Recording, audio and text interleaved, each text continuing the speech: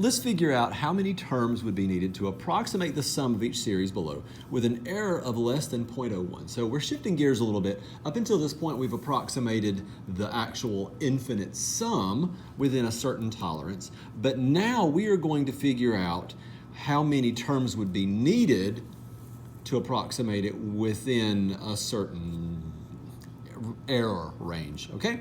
So let's just apply what we've said to a previous problem. That 0.01 is this.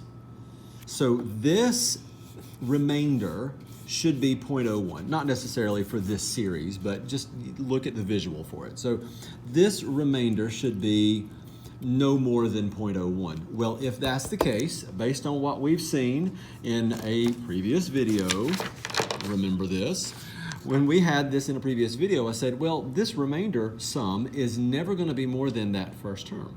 Well, that first term of the remainder is always the next term after our n. In this case, the sum of the first 4 terms, well, the remainder started with the 5th term.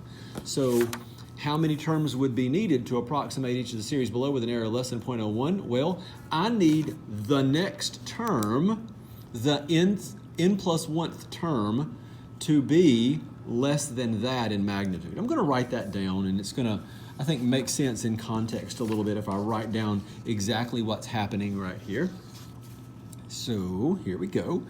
I would like the n plus 1th term to be less than 0.01. That's what we're working with here. That's what we're dealing with, and that's what we're going to go with. So let's see. I want the next term. And now, when I say the next term, I'm dealing with the positive aspect of the next term. So let's take out what we call the toggle factor. And I'm going to switch colors here. Let's switch to green because it works like that. And so I'm going to have 4 over n plus 1 cubed, and it should be less than 0.01.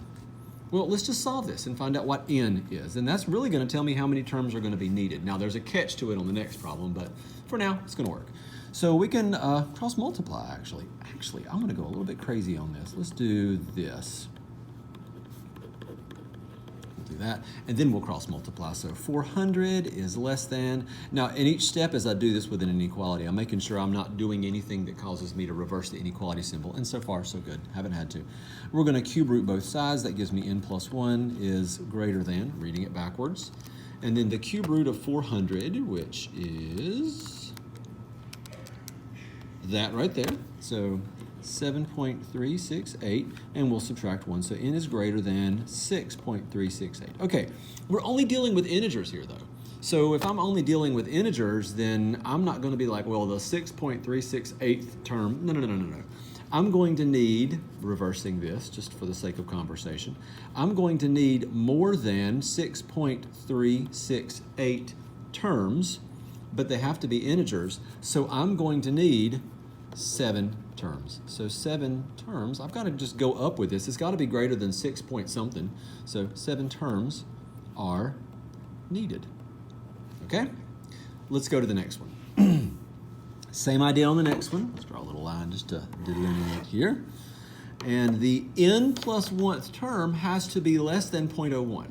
The next term needs to be less than this because that is the first term of the remainder. So let's work with this. Let's switch colors just for fun. N plus 1 over 2 to the n plus 1. And this should be less than 0.01. Now, if you're going to try to solve this one by hand, yeah, good luck. Good luck with that. So I'm going to just, I was going to say I'm going to rearrange a few things, but let's not. Let's not even do that.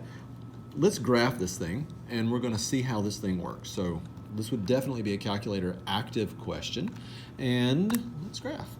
So parentheses, x plus 1 divided by 2 to the x plus 1. And we'll do that. And then we're going to do 0.01. And if you just go to a standard window, you're going to get this, and it's not going to tell you very much at all. So I need to figure out what n value would work for this. Now, you could go to the table and figure it out. And There it is. We can find the point of intersection. Now, it definitely needs to be a positive number. So we see a negative intersection here, but n can't be negative, right? Because we're counting up, actually starting at 3, which is why this one is a little bit different. So I want to find where these things intersect. And just to adjust the window, a little more practice in that, we're going to press window, and I'm going to go from -1 to, whoops. Let's go from 0 to 10. That's perfectly fine the way it was. Well, from 0 to 10. And then y will be from -1 to 1, and I'm going to press graph. There we go. Now, keep in mind that what I'm seeing here is a continuous function, but what I'm really dealing with is not a continuous function. It's not going to be continuous at all because I'm just counting. I'm like plug in a 3, plug in a 4, plug in a 5, plug in a 6, that sort of thing. So we're going to find where these intersect. Second calc, intersect. Enter on the first curve, enter on the second curve. Guess, there we go. 8.96.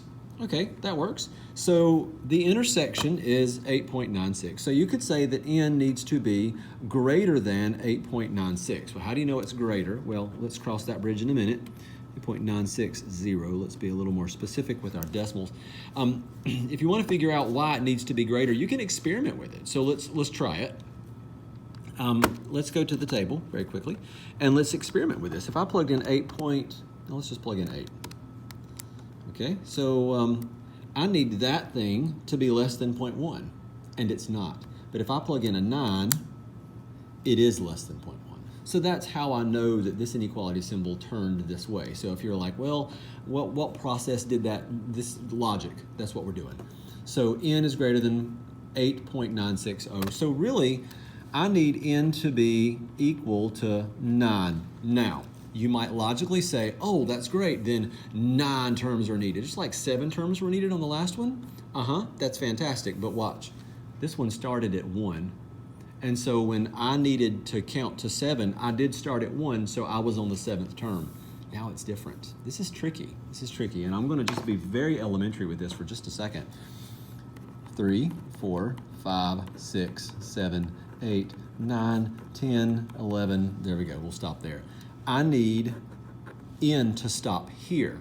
This is where n stops. It's not the number of terms.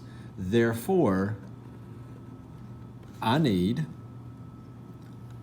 1, 2, 3, 4, 5, 6, 7. I know that seemed like a very basic thing just to count these things out, but that's it. So here goes. 7 terms are needed.